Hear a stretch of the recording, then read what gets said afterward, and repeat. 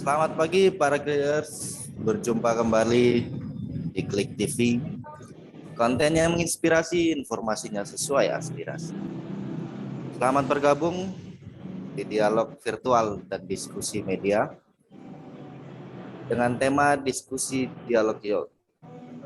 Saya Huda, selaku host ataupun moderator diskusi ini. Baiklah, untuk membuka diskusi ini, kami memberikan kepada Bapak Miftahul Amin, selaku Direktur PT Klik Media Bojonegoro. Waktunya kami persilahkan. Assalamualaikum warahmatullahi wabarakatuh. Alhamdulillah kita bisa bersua dalam keadaan yang sehat walafiat. Semoga pertemuan kali ini membawa suatu pengetahuan yang luar biasa, terutama dari Bu Mei yang memang selama ini sangat concern di bidang media sosial atau konten-konten media sosial. Yang saya hormati Bu Mei, yang saya hormati juga ada Pak Gandhi, ada beberapa juga hadirin yang diantara juga ada muridnya Bu Mei ini, Mbak Agis Sibaba ini. Mbak Agis Sibaba ini katanya muridnya Bu Mei. Kebetulan kita satu kabupaten, Bu. Terus kemudian kita berharap dalam diskusi pagi ini mendapatkan pengetahuan, terutama pengetahuan yang pengetahuan yang lebih simple, yang mana nanti bisa bisa kita tindak lanjuti untuk sesuatu hal yang positif tentunya. Kira-kira seperti itu pengantar dari saya. Diskusi pagi ini saya buka, semoga ini menjadi sesuatu yang baik. Waktu saya serahkan kembali kepada Mas Huda. Ya, terima kasih, Pak. Sebelum memulai, saya akan sedikit membacakan profil dari pembicara kita. Pembicara kita yaitu Ibu Dr. Mei Diana Indrasari, Sarjana Teknik Magister Manajemen. Beliau adalah pembina Yayasan Pendidikan Cendekia Utama atau YPCU, Ketua Sekolah Tinggi Ilmu Komunikasi Surabaya, Alma Mater Wartawan Surabaya atau Stikosa AWS, dosen Fakultas Ekonomi dan Bisnis Universitas Dr. Sutomo, Ketua Umum Program Pengenalan Belajar di Perguruan Tinggi atau P2BPT, Ketua Umum Ikatan Cendekiawan Muslim Muda se-Indonesia Jawa Timur atau ICMI Muda, pembina Jaringan Media Cyber Indonesia JMSI Jawa Timur. Ya, baiklah, langsung saja kita mulai diskusi ini. Kepada Ibu Dr. Diana Indrasari selaku pembicara, untuk waktunya kami persilahkan.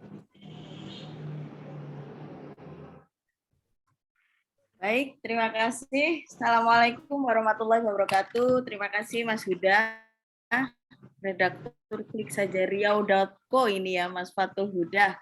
Kemudian Pak Direktur Klik Media Bojonegoro, Pak Miftahul Amin. Terima kasih atas waktu dan kesempatannya, bahwa hari ini saya diberi kesempatan gitu ya, diberi kesempatan untuk berbagi tipis-tipis, mudah-mudahan ada faedah dan manfaatnya gitu ya. Mengingat sekarang ini yang ada di media-media sosial kita yang setiap hari kita bawa, yang bisa upload 24 jam, itu makin banyak konten-konten yang tidak berfaedah gitu. Jadi harus secara tegas dibedakan mana yang berfaedah dan mana yang tidak berfaedah. Sampai sampai dari kampus saya sendiri tadi sudah disampaikan bahwa saya di Stikosa AWS, Sekolah Tinggi Ilmu Komunikasi Alma Mater Wartawan Surabaya, sampai kita terus merapat ke teman-teman yang ada di Polda Jawa Timur. Halo, selamat pagi Mas Gandhi. Jadi apa namanya, tujuannya hanya satu gitu ya, tujuannya hanya satu, ingin menghadirkan orang-orang yang berkompeten yang bisa bicara terkait dengan keamanan digital gitu. Nah, pada pagi hari ini karena memang membuat acara ini hitungannya hanya jam saja dengan Pak Direktur gitu ya. Jadi hitungannya hanya jam, langsung dikasih jadwal hari ini bicaranya mau bicara apa. Saya memang langsung menyasar ke digital youth gitu ya, bahwa sekarang ini memang kita ketahui bahwa generasi Z lah yang paling memiliki kecakapan digital, gitu ya, yang paling memiliki kecakapan digital. Karena apa? Karena bisa dikatakan dia mulai lahir, dia sudah pegang itu yang namanya gadget, gitu. Sedangkan generasi baby boomers, mungkin yang usianya 60 ke atas, 50 ke atas, mereka memiliki secara alamiah tubuh gitu ya. Kita bicara tentang alamiah tubuh. Secara alamiah tubuh mereka memiliki keterbatasan baik energi maupun pikiran, dan ini manusiawi gitu. Sehingga yang perlu kita pupuk supaya terus berproduktif, terus membuat konten yang bermanfaat, konten yang berfaedah, kemudian berikut juga dengan keamanannya gitu ya. Itu mungkin yang perlu secara masif kita berikan adalah dari sisi anak-anak muda gitu ya. Karena seperti yang baru-baru ini gitu ya, komunitas-komunitas yang diciptakan itu memang pada dasarnya itu bagus gitu, tetapi ternyata ada multiplayer effect juga yang negatif gitu. Sehingga ini yang harus sama-sama kita apa ya, bukan kita hadang ya, tetapi lebih kita arahkan gitu. Ini yang harus kita arahkan. Searah dengan kampanye dari Kementerian Kominfo terkait dengan Indonesia, Gerakan Indonesia Cakap Digital gitu ya. Ada 4 pilar yang dikampanyekan. Yang pertama adalah digital safety, keamanan digital. Kemudian yang kedua adalah budaya digital atau budaya digital, digital culture. Kemudian ada kecakapan digital, skill, gitu ya. Yang keempat, etik. Jadi ada 4 yang dikampanyekan oleh Kementerian Kominfo: aman, budaya, skill, kecakapan, dan etik. Gitu. Jadi ada 4. Nah, terkait dengan keamanan ini kita tahu bahwa makin beragam gitu ya, makin beragam penipuan-penipuan, peretasan-peretasan, phishing dan lain sebagainya yang ada di media digital gitu. Itu sebabnya kita juga perlu mensosialisasikan, menginformasikan ke anak-anak gitu ya, ke anak-anak kita pada utamanya ya, apalagi ini temanya adalah digital youth. Jadi kenapa kita harus sosialisasikan ini? Karena begini, yang sekarang ini terjadi di media digital, membangun media sosial itu bukan mudah gitu ya. Membangun media sosial, apalagi kalau mereka sudah mencapai tingkatan influencer, selebgram, atau key opinion leader gitu. Itu tidak mudah, tetapi bisa hancur dalam satu waktu ketika mereka tidak memahami ancaman-ancaman cybercrime yang ada di luar sana, gitu ya. Ini bukan masalah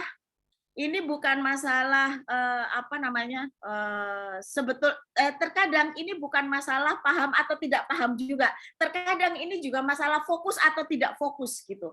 Karena yang ada di luar sana itu juga pinter-pinter gitu. Pinternya itu adalah setiap orang itu selalu memiliki titik lemah dalam satu hari gitu ya. Nah, biasanya orang-orang yang tidak bertanggung jawab di luar sana itu masuknya di jam-jam itu gitu. Saya punya cerita menarik terkait dengan keamanan bermedia digital ini. 1 minggu sebelumnya, kampus kami, kampus media digital, Stikosa AWS gitu ya. Judulnya aja sudah begitu, berarti kan pakar-pakar media digital ada di sini gitu ya. itu pernah mendapatkan penghargaan untuk pengelolaan media sosial terbaik. Waktu itu barengan dengan Universitas Airlangga. Nah, satu minggu berikutnya ada konfirmasi untuk verifikasi. Jadi Instagram kita itu akan diverifikasi sehingga kita harus memasukkan data-data untuk verifikasi. Nomornya nomor luar negeri, alamatnya alamat luar negeri. Jadi hebat-hebat kan ini. Hati-hati loh ini yang mungkin yang pengelola-pengelola media, kita sudah membangun dengan konten segitu banyaknya gitu ya. Tiba-tiba hilang itu ngeri juga gitu ya. Itu semacam investasi kita di digital gitu ya, di dunia maya gitu ya. Karena itu tidak mungkin kita kalau sampai itu sudah hilang, momen-momen yang pada waktu itu kita share itu sudah berubah gitu ya, berubah semuanya, berikut sampai nilai rasa pun juga berubah gitu. Jadi sampai akhirnya pada waktu itu posisi jam 1 pagi. Nah, jam 1 pagi ini adminnya kampus itu lagi baru ngelilir gitu ya. Baru ngelilir. Ini yang saya bilang, sebetulnya dia paham betul bahwa kita tidak boleh mudah tergiur dengan tergiur dengan tawaran-tawaran yang menang hadiah sekian puluh juta lah yang ini. Sebetulnya dia sudah tahu. Hanya memang pada waktu itu mungkin di titiknya itu titik rendahnya dia gitu. Jadi begitu dia lihat setelah euforia dapat penghargaan gitu ya. Terus begitu dia dapat mau centang biru, ya dia senang gitu. Saking senangnya diklik. Begitu klik, hilang Instagram kita gitu. Coba bayangkan dengan puluhan ribu mahasiswa yang ada di dalamnya, follower gitu ya. Kemudian dengan seluruh kegiatan tridharma dari kampus gitu ya, baik dosen, tendik maupun mahasiswa, tiba-tiba hilang. Hilang semuanya. Nah, karena hilang ini akhirnya ya kita ya tentu kecewa ya, masa kita ini kampus media kok bisa kena ternyata yang begitu-begitu. Maka sekali lagi ini tidak memandang apa dan siapa gitu. Nah, sampai kita juga tahu siapa yang meretas karena setelah dia bisa mengambil alih media sosial kita, dia langsung posting di IG story-nya itu langsung posting gitu. Jadi itu mungkin yang kita mesti berhati-hati gitu ya. Jangan mudah percaya dengan hal-hal yang sifatnya tawaran-tawaran.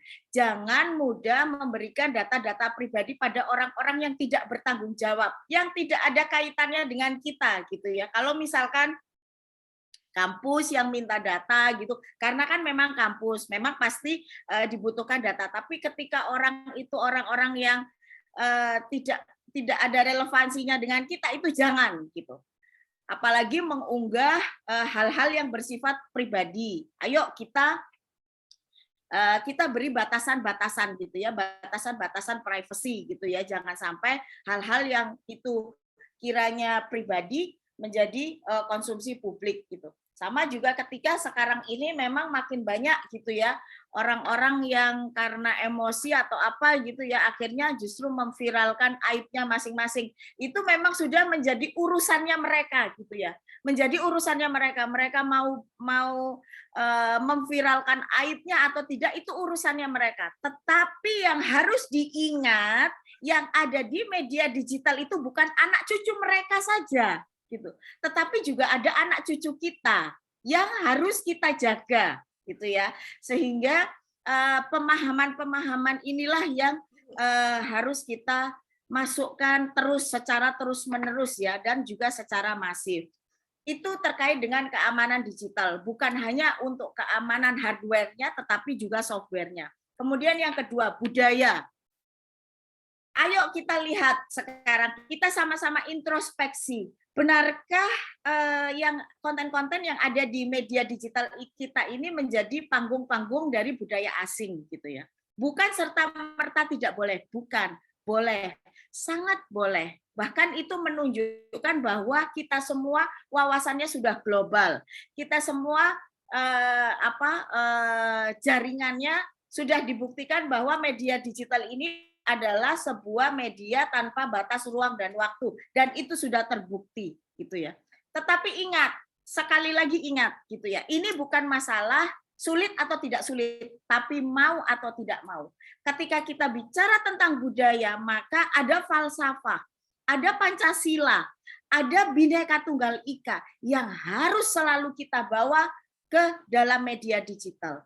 Bahwa budaya kita yang non-digital itu harus kita bawa juga ke budaya digital ini tadi.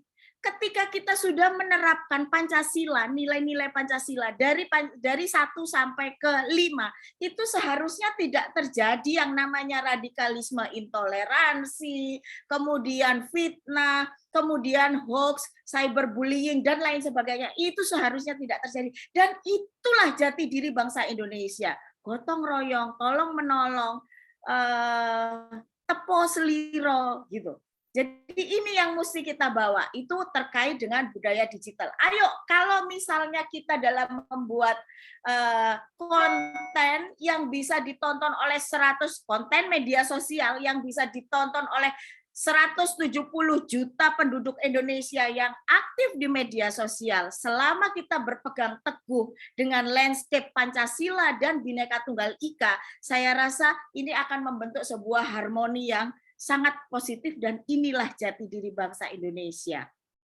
Terkait dengan budaya, terkait dengan skill ini mari kita larikan ke produktivitas gitu ya, produktivitas yang sekolah-sekolah, yang kuliah-kuliah sekarang semakin mudah gitu mencari artikel-artikel gitu ya. Kemudian untuk berjualan juga sekarang semakin mudah dengan adanya loka pasar atau marketplace. Kemudian platform-platform cukup ini ya. Kemudian ada platform translate, kemudian ada untuk analisisnya gitu ya. Jadi sudah banyak platform-platform, dan inilah yang perlu kita pelajari terkait dengan kecakapan digital. Bagaimana caranya supaya kita bisa produktif gitu ya, bisa produktif dengan memanfaatkan media digital. Salah satu contoh saja, saya dosen pengajar digital marketing gitu ya. Ketika saya mencari satu materi tentang digital marketing, itu yang keluar bukan 1, yang keluar bukan 10, 20, yang keluar ratusan ribu. Maka inilah yang bisa dimanfaatkan oleh adik-adik semuanya gitu ya. Bahkan mungkin juga bukan adik-adik semuanya, semua masyarakat digital untuk meningkatkan kecakapan digitalnya. Kemudian yang terakhir adalah etika.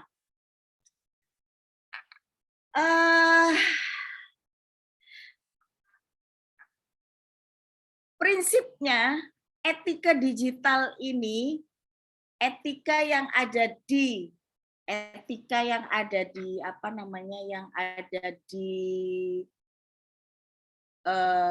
dunia nyata atau non digital itu sama dengan etika yang ada di digital gitu ya, bahwa kita punya sopan santun ketika kita harus bicara dengan dosen ini bukan phone book berjalan, ini salah satu contoh ya. Dosen ini bukan phone book berjalan, sehingga setiap kali WhatsApp ke dosen kita sebisa mungkin kita salam, memperkenalkan diri, kemudian kebutuhannya apa dan lain sebagainya gitu ya.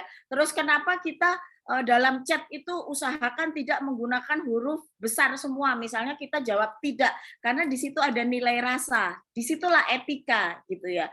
Kalau kita misalnya pakai jawab tidak itu huruf besar semua, TIDAK, itu pasti kesannya itu adalah marah gitu.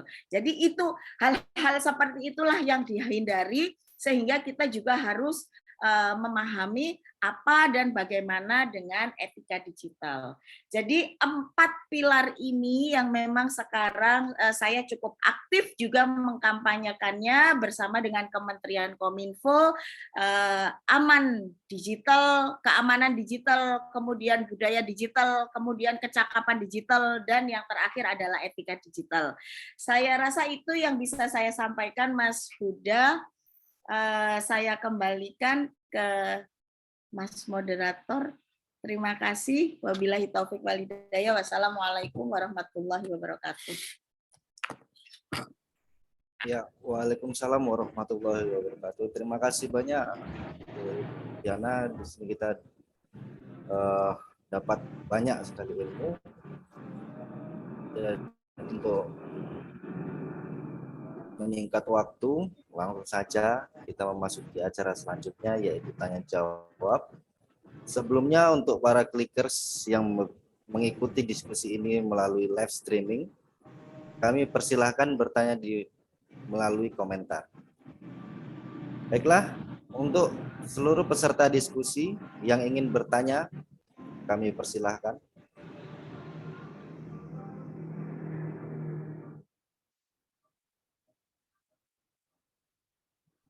Ya, Mas Agis. Agis, cewek itu, Mbak. Oh, Mbak Agis. Mbak Agis ini mahasiswa mana ya? Halo, selamat pagi, Bu Dokter, Mas Direktur. Saya mahasiswanya Bu Mei, cuma belum pernah ketemu, Bu. Kameranya on dong. Mahasiswa psikosa kah? Waduh. Iya, tapi saya belum pernah ketemu sama Bu Mei karena mahasiswa semester akhir, Bu. Mau sidang ya. Udah mau sidang berarti. Semoga nanti ketemu di sidang, Bu. Oke.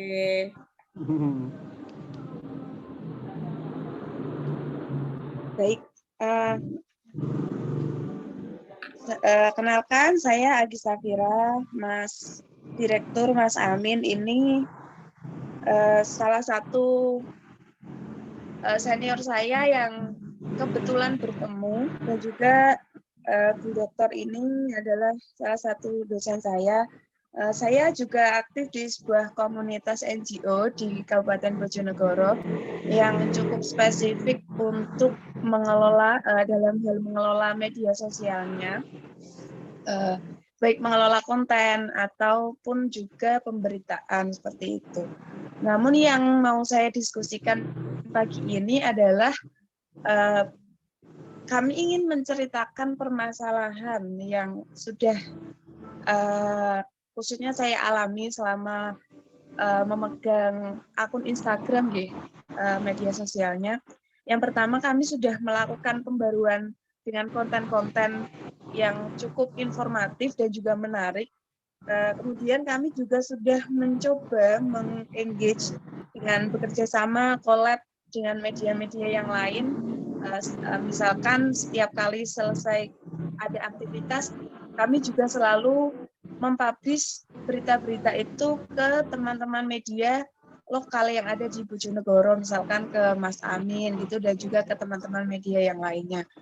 Tetapi permasalahan yang kami hadapi adalah konten-konten ini belum pernah ngebas seperti itu, Bu Dokter dan juga Mas Direktur, atau belum pernah nge-boom. Padahal konten-konten kami ini sudah jauh lebih baik dari sebelumnya.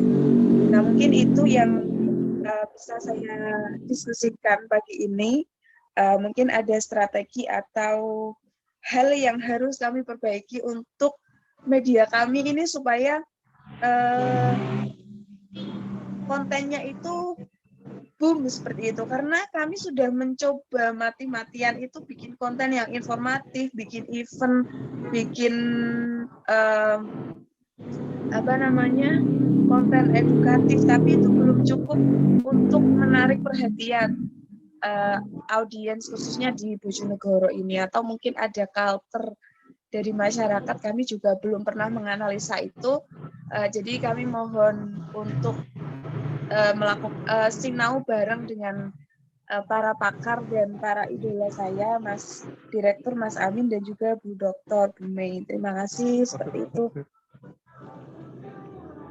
Mohon untuk arahannya.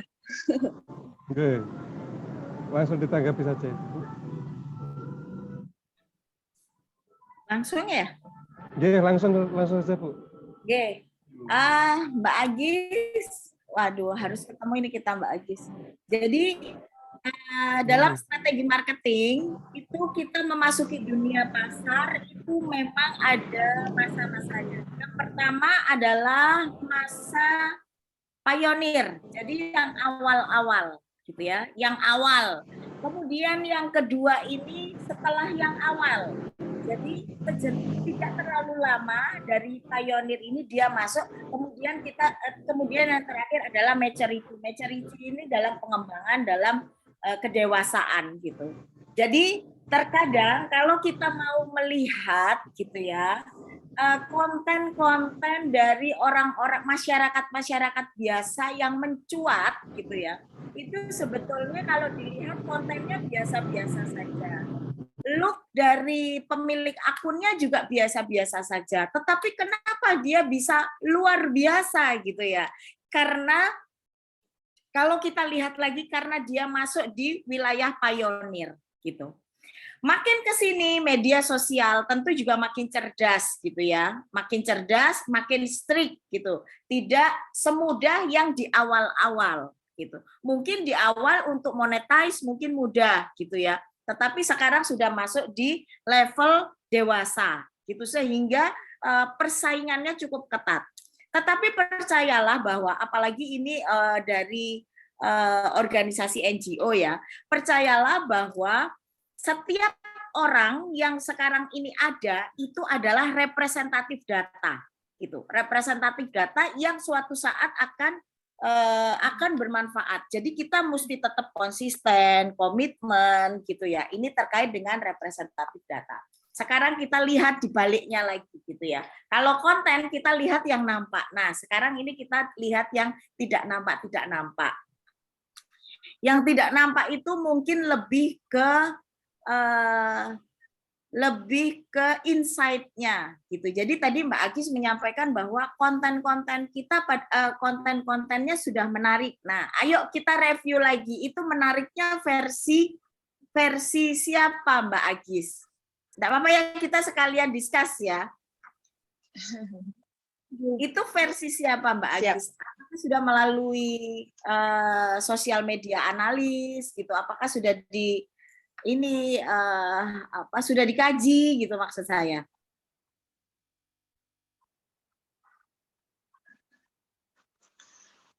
Kalau selama ini sih kami karena NGO ya, jadi konten-konten kami belum, maksudnya bukan konten yang maksudnya kami punya role model gitu Bu. Misalkan ada akun kementerian yang memang saat itu sedang fokus membahas isu tentang UMKM gitu. Nah, kami kemudian mengadopsi gitu. Jadi kami tuh berangkat untuk membuat konten-konten itu tuh dari isu yang ada atau isu yang sedang concern dibicarakan oleh masyarakat seperti itu. Jadi paling simpel saja ya, kita tidak usah pakai analitik yang ketiga ya, paling simpel saja. Misalkan di Instagram, Instagramnya sudah berubah ke bisnis apa belum?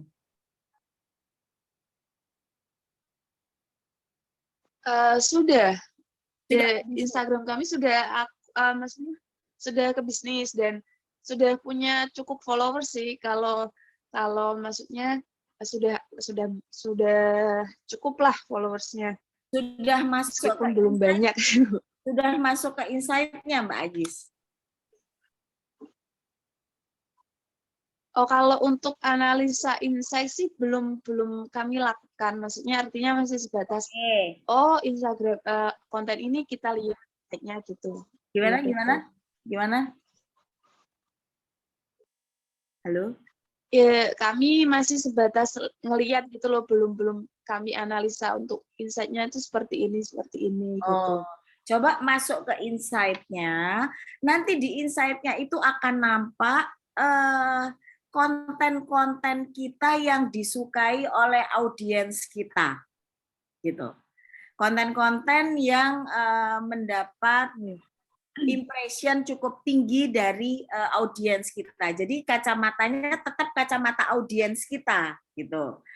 Itu yang pertama. Terus setelah itu postingnya juga di jam-jam rame, gitu. Ini mungkin yang paling simpel ya, karena kan waktu kita kan juga terbatas gitu ya. Dan itu semua bisa dilihat jika Instagram kita sudah berubah ke bisnis. Dan dari personal untuk pindah ke bisnis itu gratis. gitu ya. Nah, terkait dengan viral-viral yang sekarang saya jadi ingat pada waktu Mas Eros Jarot itu ke kampus, datang nggak Mbak Agis? Nggak datang ya? Mas Eros kan kemarin ke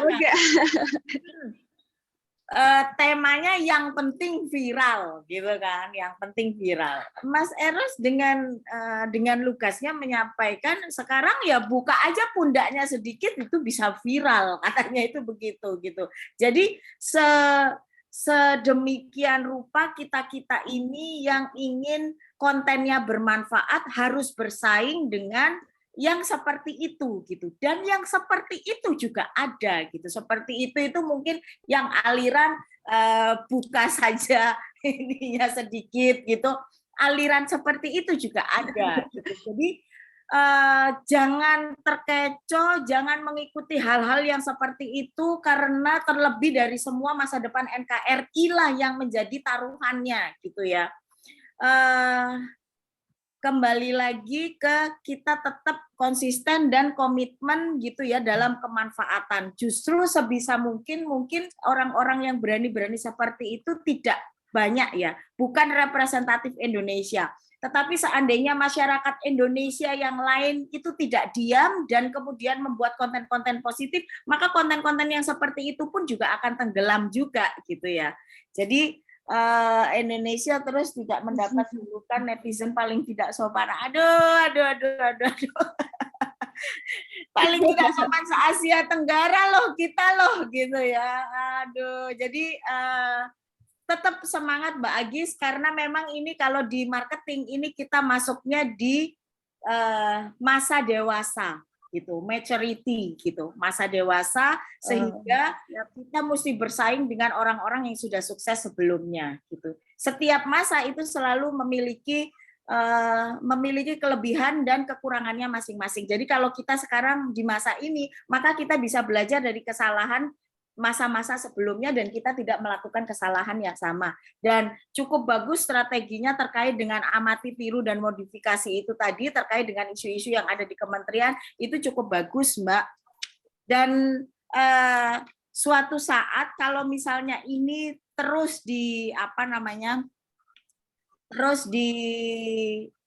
terus konsisten buat gitu, itu insya Allah juga orang juga akan melihat gitu ya. Jadi kolaborasi, kemudian tadi disampaikan juga ada kolaborasi dan lain sebagainya.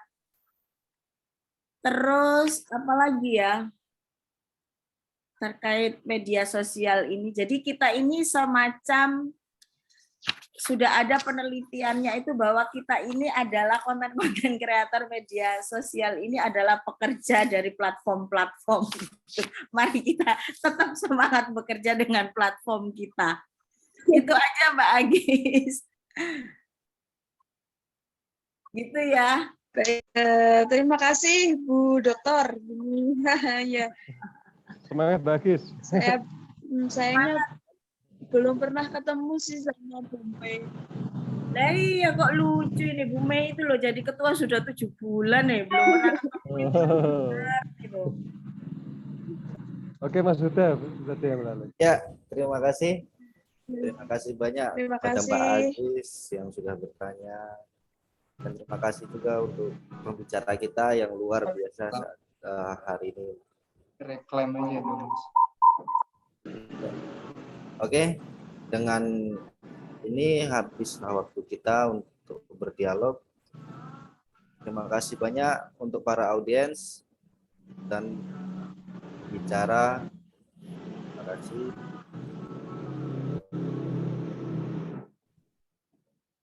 Selamat siang. Assalamualaikum warahmatullahi wabarakatuh. Bu Mei, makasih Bu Mei, makasih Bu Mei, Pak Gandhi dan sebagainya. Dadah. Sehat selalu, lancar selalu. Amin.